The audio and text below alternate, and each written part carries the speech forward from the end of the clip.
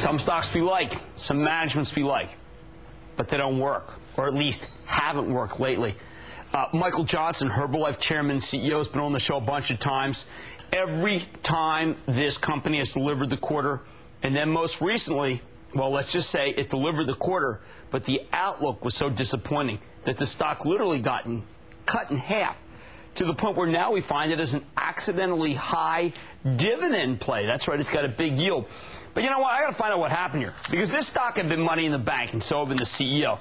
And I need a little reaffirmation that the story's okay. So let's bring on Michael Johnson, Herbalife chairman and CEO. Michael, I am bummed, man. You have been the delivery man, delivery after delivery, and then you gave us an outlook that, frankly, just crushed your own stock. How can it be? Well, Jim, as you said, 19 quarters in a row of double-digit growth, and we're staring off into the future, and we see a couple issues. One is the foreign exchange rate, which has put a big hurt to us, frankly, this year, for the outlook, going forward. Because the dollar's stronger. You got to explain, because the dollar got strong. The dollar got a lot stronger, and the volatility of foreign exchange made us a little nervous about pegging a number going into the future. So we kind of midlined our number, our guidance number, and said to the marketplace, you know, you're going to have to look at it like we are and determine where the FX value is, because 80% of our business comes from revenues overseas. The other thing that probably nailed us a little bit, and I think it's an overreaction, but nonetheless it's a reaction, is our Mexico business was down about 3%. And when that happens, for some reason, Mexico is a lightning rod for us. We had such enormous growth there for 4 years. We went from $200 million to $600 million business there. We've come back to about a $550 million business. And anytime that has happened, and we had this happen once before, and our stock went from 41 to 27 on an announcement. You know, I can't control the way the street reacts to us. Our fundamentals are incredibly strong. We have 4 markets that are storming for us, double-digit growth across the board, the USA being one of them, Taiwan, Brazil, China, South Korea, all growing and doing very, very well for us.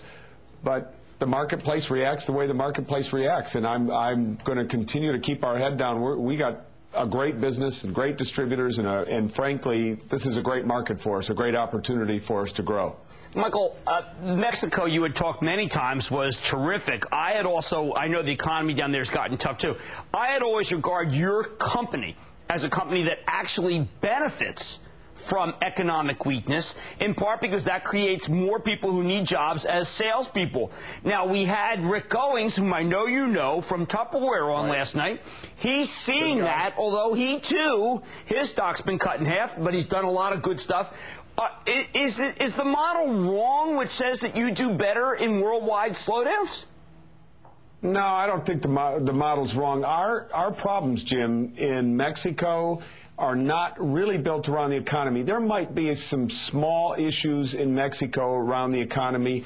We have these nutrition clubs that people come to, and there's less money funneling from north to south than there was. There's less construction jobs, so there's possibly less money coming in, possibly less people coming to some of these clubs, but it's not a fundamental problem. Our problems are a little bit different there. We've been working with our distributor leadership very closely. In fact, I'm going to be down there next Wednesday in a meeting with our gang down there to talk to them about what types of promotions and motivation tools can we put in the marketplace to pick it back up. But you know, it's not like we're off 10 or 20% down there. We're off like 3%. All right, but let me ask you one last question. We have been saying to people, look for these dividends that are safe, where you get this bountiful yield. You got about a 4% yield.